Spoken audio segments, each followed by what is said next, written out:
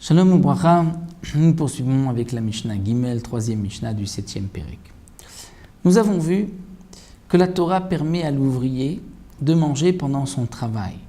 C'est-à-dire un ouvrier qui a été engagé pour cueillir du raisin, il a le droit de manger du raisin au moment où il est en train de le cueillir, au moment de son travail.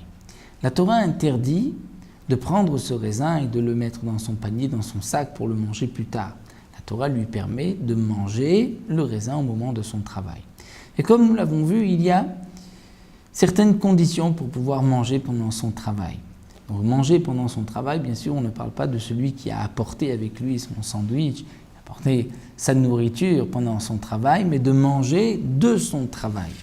Donc il est engagé pour cueillir des fruits, il pourra manger de ces fruits, étant donné que les fruits sont et étaient rattachés au sol, et qu'aujourd'hui, il est au moment du Gmar Melacha lorsqu'il les détache.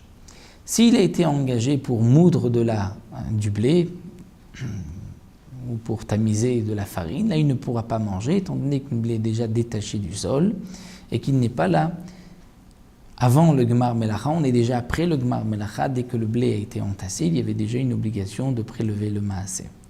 Si un homme a été engagé pour traire des vaches, pour préparer du fromage, il ne pourra pas manger. La Mishnah ici poursuit et nous donne d'autres conditions pour pouvoir manger. Si il travaillait biyadav avec ses mains, avalo beraglav, mais il ne travaillait pas avec ses pieds. Son travail, c'était juste avec les mains sans bouger, ou bien le contraire, beraglav avec les pieds, avalo biyadav, mais il n'avait pas d'utilisation de ses mains.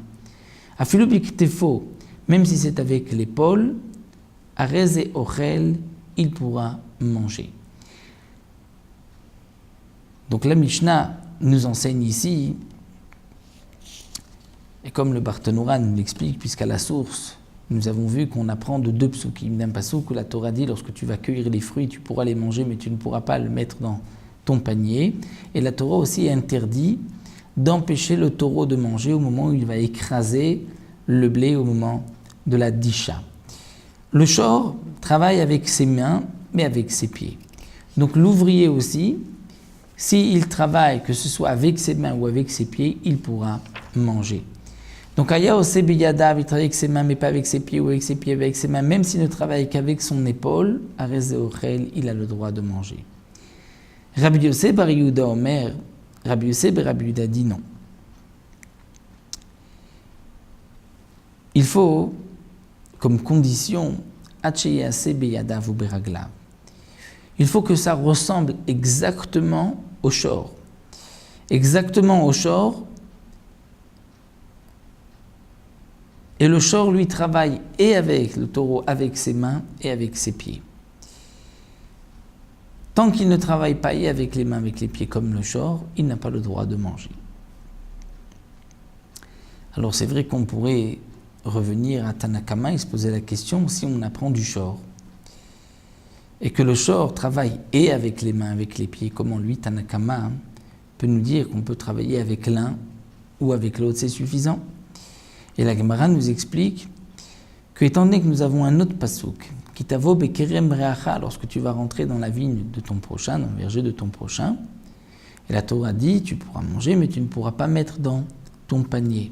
Donc de là, on apprend Kitavo bekerem reacha, c'est-à-dire que tu vas là-bas parmi les vignes, dans le verger, pour faire n'importe quel travail, que ce soit avec les mains ou avec les pieds, dans tous les cas, tu as le droit de manger. Donc d'après Tanakama, que ce soit avec le travail des mains ou des pieds, on peut manger. Pour Rabbi Yossi, c'est uniquement avec les mains et avec les pieds, puisque pour Rabbi Yossi, on apprend du shor, du taureau, qui lui travaille et avec les mains et avec les pieds. Pour Tanakama, c'est vrai que le taureau lui travaillait avec les mains, avec les pieds, mais pour l'homme, ou les mains ou les pieds sont suffisants, puisqu'on apprend d'un autre pasouk, Kitavo bekerem brach. Nous arrêtons ici à la Mishnah Dalet, on prendra la suite toujours dans ces dynimes de l'ouvrier qui a le droit de manger pendant son travail.